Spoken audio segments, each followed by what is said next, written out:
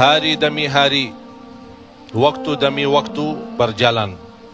Umur kita terbatas dan semua terhitung hisabnya di sisi Allah Subhanahu wa ta'ala. Umur kita sejak kita dilahirkan sampai akan meninggal dunia sudah semua ditentukan oleh Allah Subhanahu wa ta'ala. Di antaranya rezeki. Malah rezeki itu salah satu rahasia Allah Subhanahu wa ta'ala, dan Allah Subhanahu wa ta'ala sendiri yang mengaturkan rezeki manusia. Bukan hanya rezeki manusia, bahkan seluruh makhluk Allah di muka bumi. Wa ma min dabbatin fil ardi illa 'ala Allahi rizquha. Setiap makhluk yang berjalan di muka bumi, Allah Subhanahu wa ta'ala yang mengaturkan rezekinya. Walaupun rezeki kita sudah ditentukan oleh Allah, tapi sebagaimana kata Amirul Mukminin Umar bin Al-Khattab radhiyallahu an, inna as-samaa'a la tumtiru dhahaba. Ketahuilah langit itu tidak akan menurunkan hujan emas.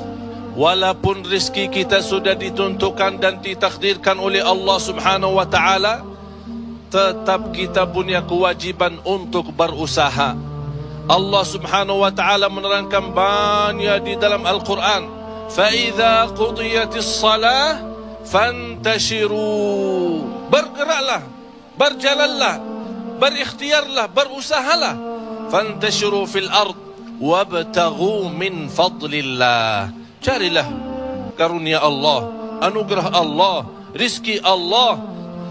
Orang mukmin yang percaya kepada Allah dan senantiasa dia berikhtiar dan berusaha, tetap memiliki keyakinan, menggantungkan hatinya kepada Allah Subhanahu wa ta'ala. Itu yang namanya tawakkal qalbu. Bukan hanya tawakkal usaha, bukan hanya kita percaya kepada kemampuan diri kita atau kita percaya kepada kecerdasan kita, tapi tetap kita senantiasa memohon pertolongan Allah Subhanahu wa ta'ala. Dan segala amalan itu tergantung niat. Innamal a'malu binniyat wa innama likulli imri'in ma nawa. Kita punya amal, tapi sebelum kita beramal, sebelum kita berusaha, sebelum kita berikhtiar, tolong Bapak Ibu jangan lupa nawaitu. Saat kita mencari nafkah dan rezeki, nawaitu dia untuk apa?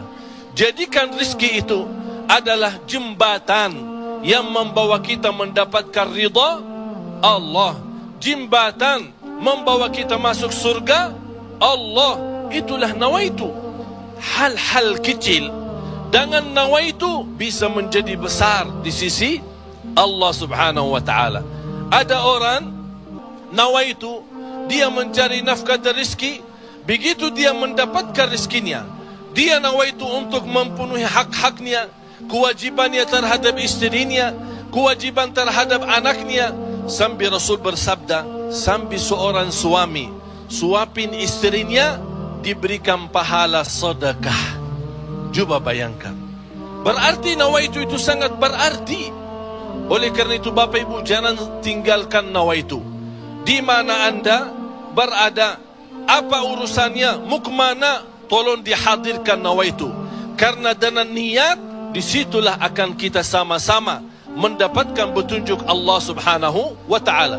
Semoga senantiasa kita dalam ikhtiar dan usaha kita, selalu kita menambah keyakinan dan kepercayaan kita kepada Allah Subhanahu wa ta'ala. Hari ini kita berusaha berikhtiar, menghadapi sedikit kesulitan dan kesusahan, jangan kita berkata, kenapa Allah tidak melancarkan rizki dan usaha saya? Tapi harus bertanya kepada diri kita, apa salah saya? Apa kekurangan saya? Barangkali kalau kita muhasabah diri, oh ternyata hari ini saya merasa susah rizki karena ketiduran salat subuh tadi. Saya merasa malam ini tidak lancar karena saya lupa baca Al-Quran. Saya hari ini merasa tidak baik karena saya ketinggalan salat malam. Inilah muhasabah diri. Al-Imam Muhammad ibn Sirin pernah dia mencela orang, mencaci maki orang. Itu orang miskin.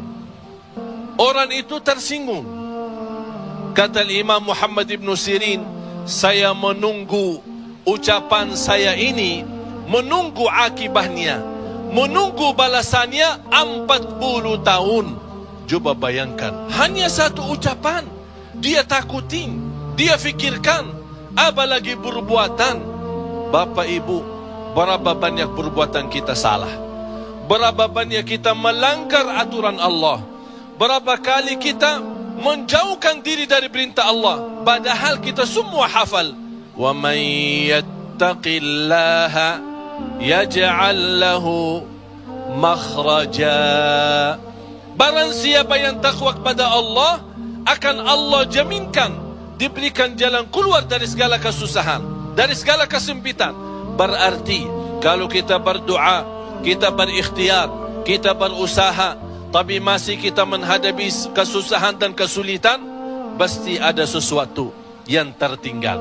Salah satu amalan di samping ikhtiar dan usaha kita adalah zikrullah, terutama istighfar. Karena termasuk istighfar adalah salah satu kunci mendatangkan rezeki. Sebaik istighfar itu sepanjang waktu, pagi, siang, sore, malam, naik motor, jalan kaki, naik bis, mau kemana-mana, tidak keberatan kita membasahi lidah dengan istighfar. Malah ada seorang sahabat Rasulullah sallallahu alaihi wasallam, "Ya Rasulullah, berikan kepada aku amalan yang menjaminkan aku masuk surga." Rasul menjawab, "La yazalu lisanuka ratban min zikrillah." Basahi lidahmu dengan zikir kepada Allah. Kunci rizki Bapak Ibu adalah zikrullah. Kunci rizki zikrullah, di antaranya istighfar. Allah subhanahu wa ta'ala menjaminkan dalam Al-Quran di surat Nuh, "Faqultu astaghfiru rabbakum innahu kana ghaffara." Apa manfaatnya istighfar? Yursilis samaa alaikum midrara wa yumdidukum bi amwalin wa banin wa yaj'al lakum jannatin wa yaj'al lakum anhara. Dengan istighfar terjamin keturunan. Dengan istighfar kemudahan rezeki. Dengan istighfar kelancaran usaha. Dengan istighfar kesembuhan dari penyakit. Dengan istighfar banyak kemudahan dan kemuliaan yang kita dapat. Kalau memang ingin ditambah rezeki kita, kalau belum sempat haji, kita ingin berhaji. Kalau kita sudah haji, ingin Allah menambah kita bisa haji lagi. La in syakartum lazim. Jadilah hamba yang bersyukur, karena nikmat Allah memang Bapak Ibu tidak bisa terhitung. Nikmat Allah begitu banyak di setiap waktu dan setiap saat, lahir dan batin. Wa in ta'uddu ni'matallahi la tuhsuha. Oleh karena itu, jangan anda menjadi orang-orang yang mengkufri nikmat, tapi jadilah senantiasa mensyukuri nikmat. InsyaAllah dengan syukuri nikmat dan sabar menghadapi ujian dan cobaan, kita bisa menjadi hamba yang diridai Allah. Kalau Allah sudah rida kepada kita, InsyaAllah segala amal ibadah kita akan diterima, dan segala usaha dan ikhtiar kita akan dipermudahkan oleh Allah subhanahu wa ta'ala. Bapak Ibu, yang terakhir, tidak boleh kita lupa doa. Rasul kita sallallahu alaihi wasallam selalu berdoa kepada Allah subhanahu wa ta'ala. Padahal dia Rasul, terjamin pertolongan Allah.